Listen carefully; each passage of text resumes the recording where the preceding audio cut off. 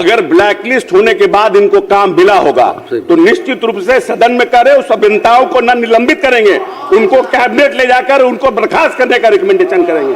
ऐसे संवेदक को बार बार जब जाली सर्टिफिकेट है, फर्जी अनुभव प्रमाण पत्र है, फिर भी इन्हें निविदा दिया जा रहा है, ये हम सरकार से पूछना चाहते हैं।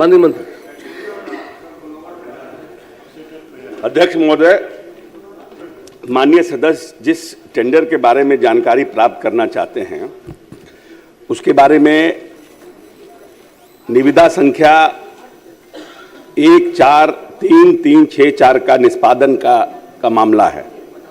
दिनांक 1/9/2025 को प्रथम बार तकनीकी बिड समिति की बैठक में सभी निविदाकारों यथा जिनके बारे में माननीय सदस्य आज पूछ रहे हैं, जितेंद्र कुमार, राम प्रसाद सिंह और शिवशंकर प्रसाद को योग्य घोषित किया गया।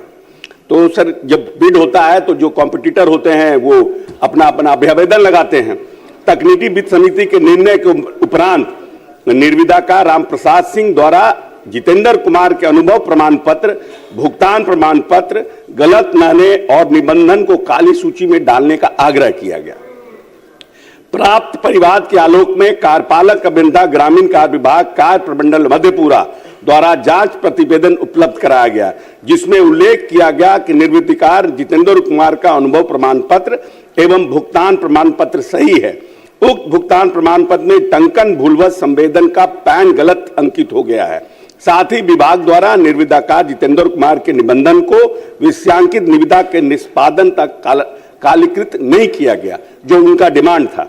प्राप्त जांच प्रतिवेदन के आलोक में तकनीकी बिड समिति की पुनः बैठक दिनांक 23/9/25 को आहूत की गई, जिसमें पूर्व के निर्णय को यथावत रखते हुए सभी निविदाकारों को योग्य घोषित किया गया। दिनांक 23/9/25 को विषयांकित निविदा का वित्तीय बिड खोला गया। जब टेक्निकल फाइनल हो गया तो वित्तीय बिड खोला गया एवं न्यूनतम करदाता जितेंद्र कुमार को दिनांक 24/9/25 को संपन्न विभागीय निविदा समिति की बैठक की कार्यवाही के आलोक में अभियंता प्रमुख ने कार्यादेश निर्गत किया। ये सर दूसरा है। लेटर ऑन एक अलग पुल का उनका काम था, जिसमें कि लोगों ने अलग से जानकारी दी कि ये पुल पे जो उन्होंने पेपर लगाया है वो गलत है, फिर उनको उसमें हम लोगों ने ब्लैकलिस्ट किया। लेकिन ये निविदा जिसकी जितेंद्र जी जानकारी दे रहे हैं, ये पहले का मामला है, उसमें वो ही वॉज कॉम्पिटेंट, तो उसमें हम लोग कुछ कर ही नहीं सकते हैं, लोग कोर्ट जाएगा। दूसरे बार में जब उन्होंने दिया तो उनको पाया गया गलत, तो उनको हम लोगों ने ब्लैकलिस्ट कर दिया। श्रीमती ज्योति देवी।